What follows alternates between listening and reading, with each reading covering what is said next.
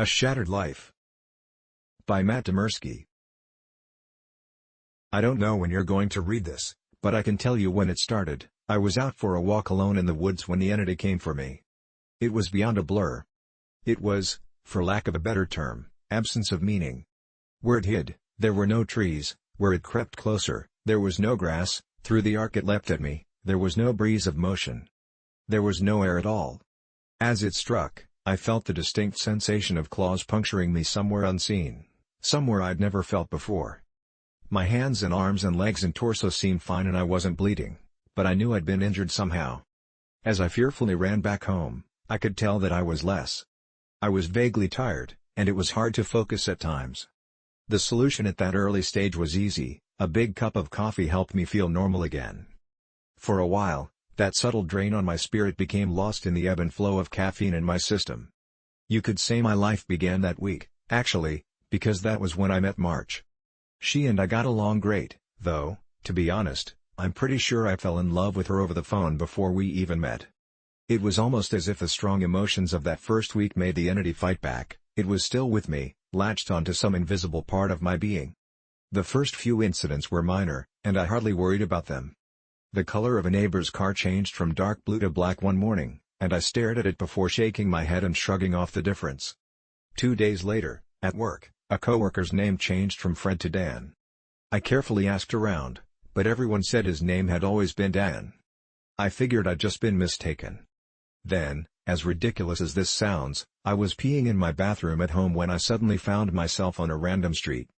I was still in my pajamas, pants down, and urinating, but now in full view of a dozen people at a bus stop.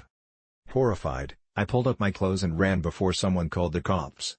I did manage to get home, but the experience forced me to admit that I was still in danger. The entity was doing something to me, and I didn't understand how to fight back.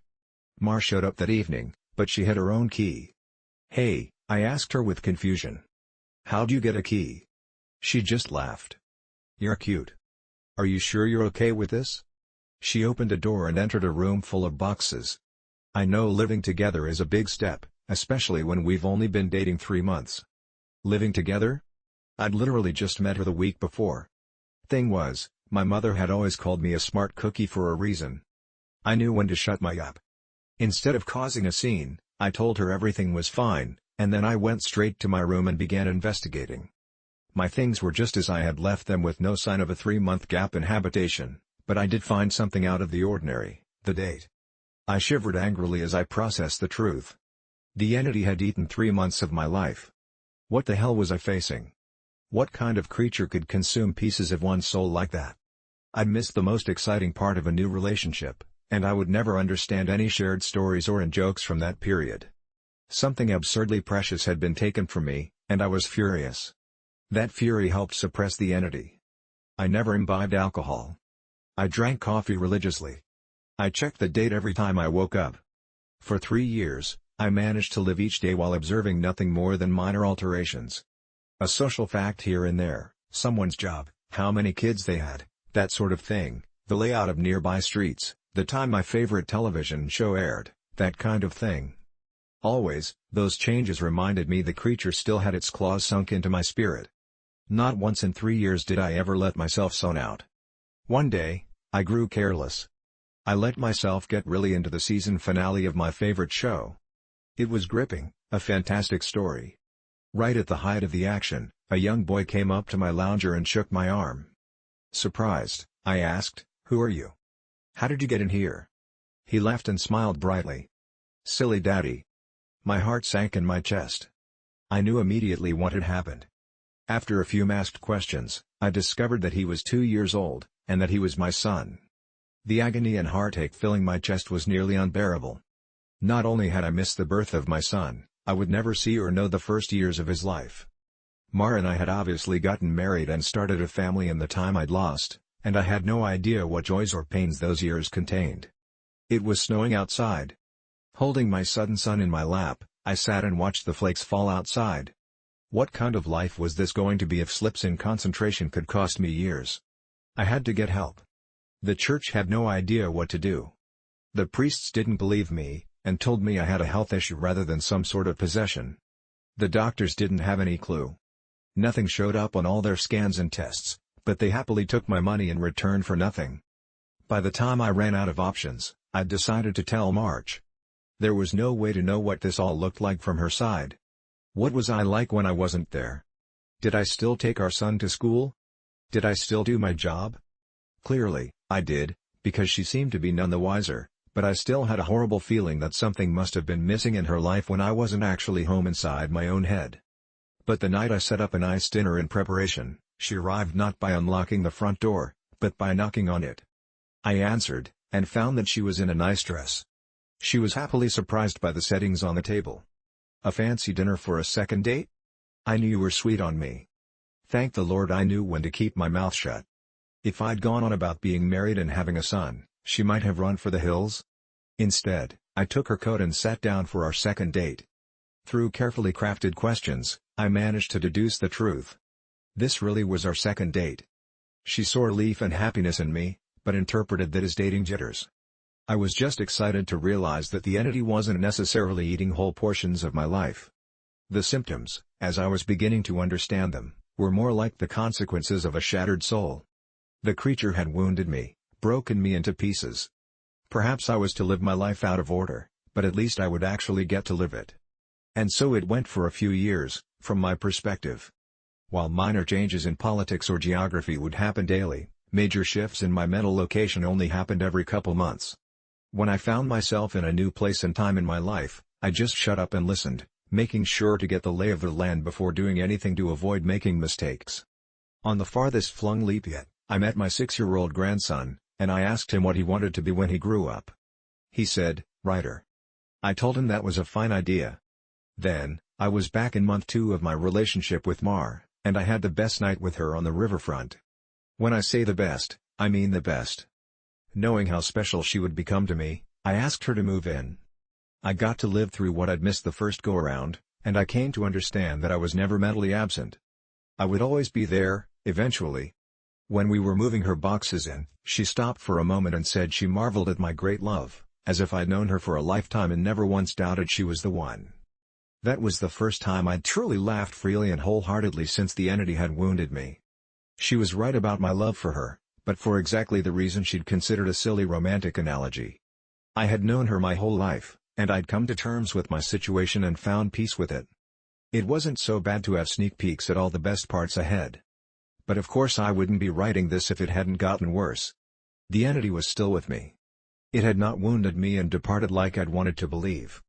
The closest I can describe my growing understanding was that the creature was burrowing deeper into my psyche, fracturing it into smaller pieces. Instead of months between major shifts, I began having only weeks. Once I noticed that trend, I feared my ultimate fate would be to jump between times in my life heartbeat by heartbeat, forever confused, forever lost. Only an instant in each time meant I would never be able to speak with anyone else, never be able to hold a conversation, never express or receive love. As the true depth of that fear came upon me, I sat in an older version of me and watched the snow falling outside. That was the one constant in my life. The weather didn't care who I was or what pains I had to face. Nature was always there. The falling snow was always like a little hook that kept me in a place. The pure emotional peace it brought was like a panacea on my mental wounds, and I'd never yet shifted while watching the pattern of falling white and thinking of the times I'd gone sledding or built a snow fort as a child. A teenager touched my arm. "Grandpa?" "Eh?" He'd startled me out of my thoughts, so I was less careful than usual. "Who are you?" He half grinned, as if not sure whether I was joking. Handing me a stack of papers, he said, "It's my first attempt at a novel. Would you read it and tell me what you think?" "Ah, of course. Pursuing that dream of being a writer, I see." He burned bright red. "Trying to, anyway." "All right. Run off, I'll read this right now." The words were blurry, and, annoyed, I looked for glasses I probably had for reading. Being old was terrible, and I wanted to leap back into a younger year, but not before I read his book. I found my glasses in a sweater pocket, and began leafing through. Mar pottered in and out of the living room, still beautiful, but I had to focus. I didn't know how much time I would have there. It seemed that we had relatives over. Was it Christmas? A pair of adults and a couple kids I didn't recognize tromped through the hallway, and I saw my son, now adult, walk by with his wife on the way out the door. As a group, The extended family began sledding outside. Finally, I finished reading the story, and I called out for my grandson. He rushed down the stairs and into the living room. "How is it?" "Well, it's terrible," I told him truthfully. "But it's terrible for all the right reasons. You're still a young man, so your characters behave like young people, but the structure of the story itself is very solid." I paused. I didn't expect it to turn out to be a horror story. He nodded. "It's a reflection of the times. Expectations for the future are dismal, not hopeful like they used to be." "You're far too young to be aware like that," I told him. An idea occurred to me. "If you're into horror, do you know anything about strange creatures?" "Sure. I read everything I can. I love it." Warily, I scanned the entrances to the living room. Everyone was busy outside. For the first time, I opened up to someone in my life about what I was experiencing. In hushed tones, I told him about my fragmented consciousness. For a teenager, he took it well. "You're serious?" "Yes." He donned the determined look of a grown man accepting a quest. "I'll look into it, see what I can find out. You should start writing down everything you experience. Build some data. Maybe we can map your psychic wound." "Wow. Sounds like a plan." I was surprised. That made sense, and I hadn't expected him to have a serious response. "But how will I get all the notes in one place?" "Let's come up with somewhere for you to leave them," he said, frowning with thought. "Then I'll get them, and we can trace the path you're taking through your own life, see if there's a pattern." For the first time since the situation had gotten worse, I felt hope again. "How about under the stairs? Nobody ever goes under there." "Sure." He turned and left the living room. I peered after him. I heard him banging around near the stairs. Finally, he returned with a box, laid it on the carpet, and opened it to reveal a bursting stack of papers. He exclaimed, "Holy crap." But of course, being a teenager, he didn't really say crap. Taken aback, I blinked rapidly, forgiving his guessing because of the shock. "Did I write those?" He looked up at me with wonder. "Yeah. Or, you will. You still have to write them and put them under the stairs after this." He gazed back down at the papers, then covered the box. "So you probably shouldn't see what they say. That could get weird." That much I understood. "Right." He gulped. "There are like 50 boxes under there, all filled up like this. Deciphering these will take a very long time." His tone dropped to deadly seriousness. "But I will save you, Grandpa. Because I don't think anyone else can." Tears flowed down my cheeks then, and I couldn't help but sob once or twice. I hadn't realized how lonely I'd become in my shifting prison of awareness until I finally had someone who understood. "Thank you. Thank you so much." And then I was young again, and at work on a random Tuesday. Once the sadness and relief faded, anger and determination replaced them. After I finished my work, I grabbed some paper and began writing. While the weeks shifted around me, while those weeks became days, and then hours, I wrote every single spare moment about when and where I thought I was. I put them under the stairs out of order. My first box was actually the 30th, and my last box was the first. Once I had over 50 boxes written from my perspective, and once my shifting became a matter of minutes, I knew it was up to my grandson to take it from there. I put my head down and stopped looking. I couldn't stand the river of changing awareness any longer. Names and places and dates and jobs and colors and people were all wrong and different. I'd never been older. I sat watching the snow fall. A man of at least 30 that I vaguely recognized entered the room. "Come on, I think I finally figured it out." I was so frail that moving was painful. "Are you him? Are you my grandson?" "Yes." He took me to a room filled with strange equipment and sat me in a rubber chair facing a large mirror twice the height of a man. The pattern finally revealed itself. "How long have you worked on this?" I asked him, aghast. "Tell me you didn't miss your life like I'm missing mine." His expression was both stone-cold and furiously resolute. "It'll be worth it." He brought 2 thin metal rods close to my arm and then nodded at the mirror. "Look.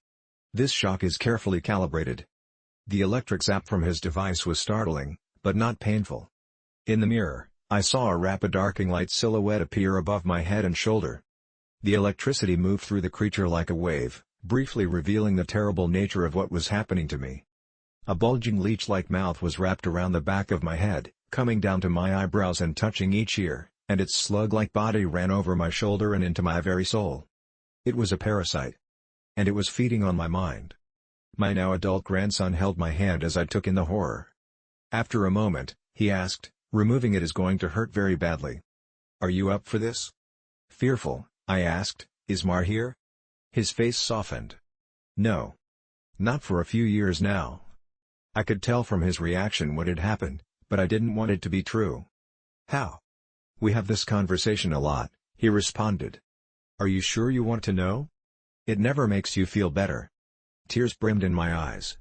"Then I don't care if it hurts, or if I die. I don't want to stay in a time where she's not alive." He made a sympathetic noise of understanding and then returned to his machines to hook several wires, diodes, and other bits of technology to my limbs and forehead. While he did so, he talked. "I've worked for 2 decades to figure this out, and I've had a ton of help from other researchers of the occult. This parasite doesn't technically exist in our plane. It's one of the lesser spawns of mu negation sharp S mu, and it feeds on the plexus of mind, soul, and quantum consciousness/reality. When details like names and colors of objects changed, you weren't going crazy. The web of your existence was merely losing strands as the creature ate its way through you." I didn't fully understand. I looked up in confusion as he placed a circlet of electronics like a crown on my head in exact line with where the parasite's mouth had ringed me. "What's mu negation sharp S mu?" He paused his work and grew pale. "I forgot that you wouldn't know. You're lucky, believe me." After a deep breath, he began moving again, and placed his fingers near a few switches. "Ready? This is carefully tuned to make your nervous system extremely unappetizing to the parasite, but it's basically electroshock therapy." I could still see Mar's smile. Even though she was dead, I'd just been with her moments ago. "Do it." The click of a switch echoed in my ears, and I almost laughed at how mild the electricity was. It didn't feel like anything, at least at first. Then, I saw the mirror shaking, and my body within that image convulsing. Oh. No. It did hurt. Nothing had ever been more painful. It was just so excruciating that my mind hadn't been able to immediately process it. As my vision shook and fire burned in every nerve in my body, I could see the reflected trembling light silhouette of the parasite on my head as it writhed in agony equal to mine. It had claws, 6 clawed lizard-like limbs under its leech-like body, and it cut into me in an attempt to stay latched on. The electricity made my memories flare. Mar's smile was foremost, lit brightly in front of a warm fire as the snow fell past the window behind her.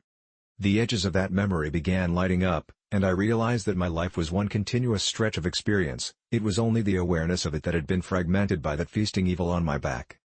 I'd never managed to be there for the birth of my son. I'd jumped around it a dozen times, but never actually lived it. For the first time, I got to hold Mar's hand and be there for her. No. No. That moment had shifted seamlessly into holding her hand as she lay in a hospital bed for a very different reason. Not this. God, why? It was so merciless to make me remember this. I broke down in tears as nurses rushed into the room. I didn't want to know. I didn't want to experience it. I'd seen all the good parts, but I hadn't wanted the worst part, the inevitable end that all would one day face. It wasn't worth it. It was tainted. All that joy was given back 10,000-fold as pain. The fire in my body and in my brain surged to sheer white torture, and I screamed. My scream faded into a surprised shout as the machines and electricity and chair faded away. Snow was no longer falling around my life. I was out in the woods on a bright summer day. Oh God! I turned to see the creature approaching me. It was the same absence of meaning, the same blank on reality. It crept forward, just like before, but, this time, it hissed and turned away. I stood, astounded at being young again and freed from the parasite. My grandson had actually done it. He'd made me an unappetizing meal, so the predator of mind and soul had moved on in search of a different snack. I returned home in a daze. And while I was sitting there processing all that had happened, the phone rang. I looked at it in awe and sadness. I knew who it was. It was Marjorie, calling for the first time for some trivial reason she'd admit 30 years later was made up just to talk to me. But all I could see was her lying in that hospital bed dying. It was going to end in unspeakable pain and loneliness. I would become an old man, left to sit by myself in an empty house, his soulmate gone long before him. At the end of it all, the only thing I would have left, sitting and watching the falling snow. But now, thanks to my grandson, I would also have my memories. It would be a wild ride, no matter how it ended. On a sudden impulse, I picked up the phone. With a smile, I asked, "Hey, who's this?" Even though I already knew. Author's note: together, my grandfather and I did set out to write the tale of his life. Unfortunately, his Alzheimer's disease progressed rapidly, and we were never able to finish. He's still alive, but I imagine that, mentally, he is in a better place than the nursing home. I like to think he's back in his younger days, living life and being happy, because the reality is much colder. It's snowing today. He loves the snow. When I visited him, he didn't recognize me, but he did smile as he sat looking out the window.